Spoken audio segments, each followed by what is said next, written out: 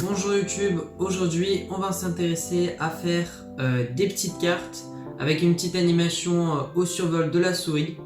Donc je vais vous montrer ça tout de suite à quoi ça ressemble. Alors voilà ma petite souris. Et donc lorsqu'on va passer notre souris sur les cartes, hop, voilà, on aura un petit effet, un magnifique petit effet avec les ombres. Voilà. Donc c'est un petit effet de pop-up, on va dire. On va appeler ça comme ça. Ok. Donc pour faire ça, j'ai créé mes deux documents HTML et CSS. Hop, on fait le petit point d'exclamation pour pouvoir directement accéder à l'HTML. Alors ici, on va marquer cards par exemple, voilà.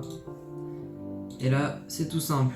On va créer une section dans laquelle vont se trouver 4 divs.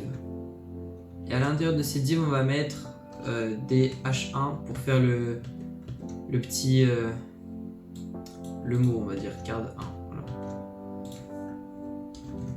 Hop. Non, pourquoi 4? Je sais pas, non, 3.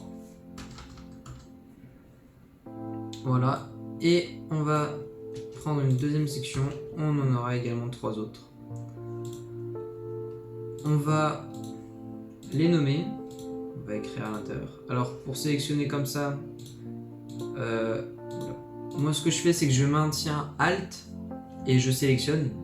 Donc là on va marquer card 1, 2, 3, 4, 5 et 6. Voilà, l'HTML il est fait. Maintenant, donc, alors voici à quoi ça va ressembler.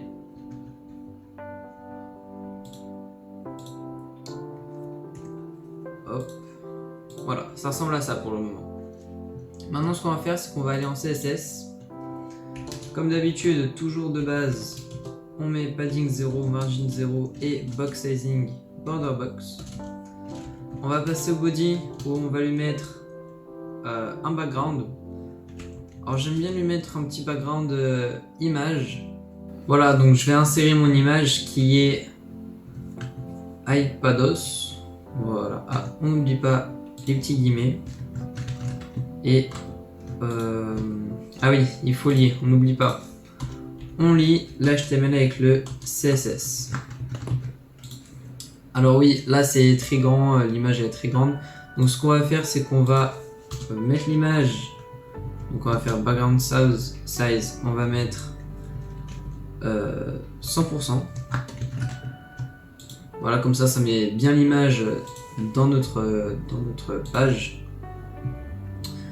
Une fois ici, on va sélectionner nos sections. Et là, ce qu'on va essayer de faire, c'est que on va mettre la première section sur la première rangée de notre écran et la deuxième section sur la deuxième rangée de notre écran pour pouvoir bien mettre les 3 cartes, 1, 2, 3 et en dessous 1, 2, 3. Donc ce qu'on va faire, c'est que on va faire déjà on va mettre width pour la longueur, ensuite la largeur, donc height, et on va mettre 50%. Voilà. Bon, ok, oui, on voit rien, mais parce que il faut faire display flex. Et voici nos cartes. Alors, il y a un truc peut-être qui marche pas trop. Position relative. Ah oui, je pense qu'en fait, il faut mettre une hauteur et une largeur sur le body. Comme ça, on a... Voilà. Je pense que c'est ça, oui. Et sans VH. Et voilà, ouais, c'est pour ça. Je comprenais pas pourquoi ça marchait pas. Donc là, hop, on a notre display flex. On va faire justify content. On va faire space evenly. Voilà ce que ça va nous donner. Donc là, les cartes, elles sont bien dispersées. Hop. et on va les centrer. Donc Align Items Center. Voilà. On va également rajouter un padding à notre body. Donc en haut on va mettre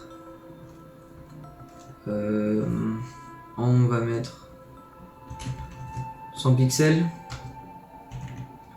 et à gauche à droite on peut laisser 0. Voici ce que ça va nous donner. Et là c'est tout simple. Bah là déjà on va mettre, donc on va régler à nos divs un petit background color. Voilà. Alors je vais me rendre sur le site Colors sur internet. Donc là j'ai sélectionné turquoise et je vais prendre ce petit jaune. Voilà. Hop. Avec le hashtag devant, on n'oublie pas. Mince, il faut mettre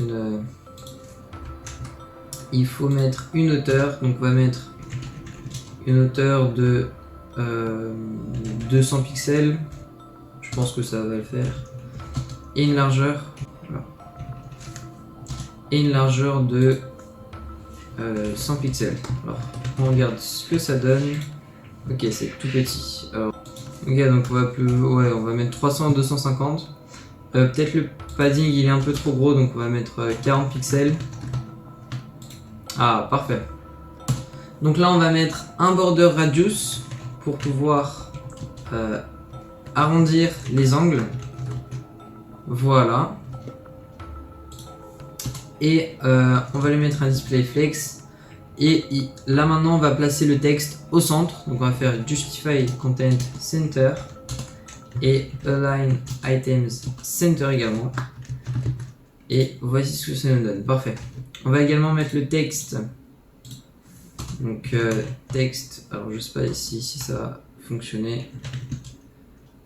Uppercase. Oui, ça fonctionne. Bah voilà, parfait.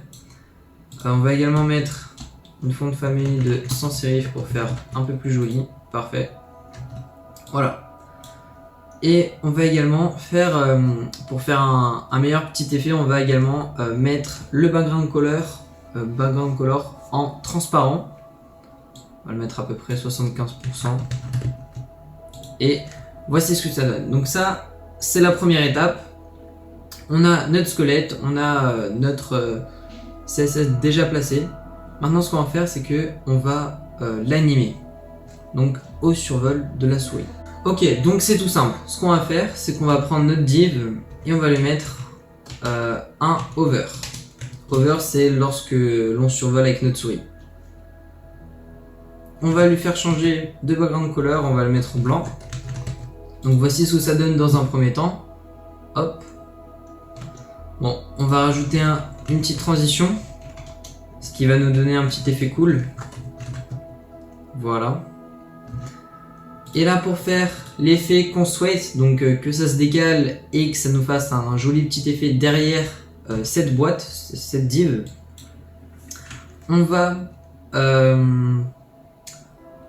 lui faire transform et là translate, voilà, et on va le décaler de moins 10 pixels, donc pour qu'il parte en diagonale, et moins 10 pixels. Et voilà ce que ça donne. Alors évidemment on peut faire par exemple 10 pixels, 10 pixels, ce qui va faire qu'il va partir de l'autre côté. Ou également on peut le faire uniquement partir vers le haut. Ou je sais pas dans quel sens, voilà, vers le bas. Voilà, donc il y a différents endroits, enfin bref, vous pouvez faire comme vous voulez, on peut faire comme on veut. Et là, pour ajouter donc le magnifique petit effet derrière, on va lui mettre une ombre qui est Box Shadow. Donc la première ombre, on va lui mettre à 4 pixels, allez, 4 pixels, 4 pixels. Alors l'ombre, c'est un peu complexe au niveau du nombre de paramètres.